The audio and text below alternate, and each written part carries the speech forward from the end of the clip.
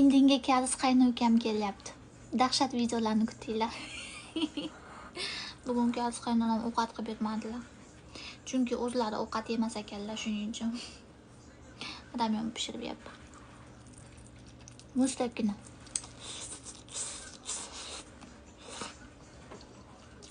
Eng shirin ramyon mana shu ramyon. Bemalol olib yesanglar bo'ladi, ichiga cho'chqa qo'shilmagan. Buning ichida hech qanaqa cho'chqa go'shti yo'q. Bemalol olib yesanglar bo'ladi. Eng shirin ramyon.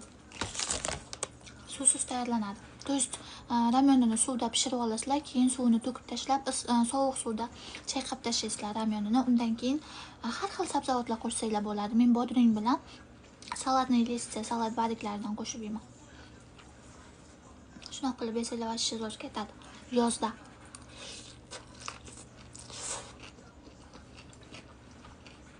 Pulingiz yeyishingizdan ortmaydi-ku. Qanday uyamoqchisiz Nara? Baribir yeyman-ku, baribir.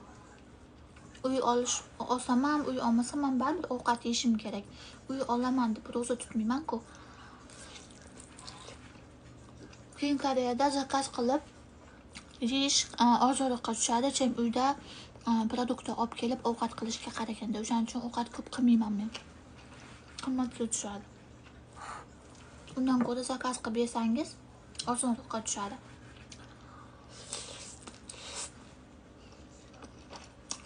Biror narsaga erishmoqchi bo'lsangiz, biror narsadan voz kechishga to'g'ri keladi.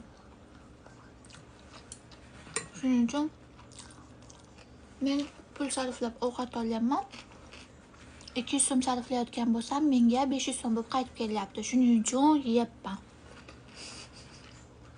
O'shanda ham ko'proq faqat ramyon yeyman xolos. Chunki ramyon arzonroq va shirinroq.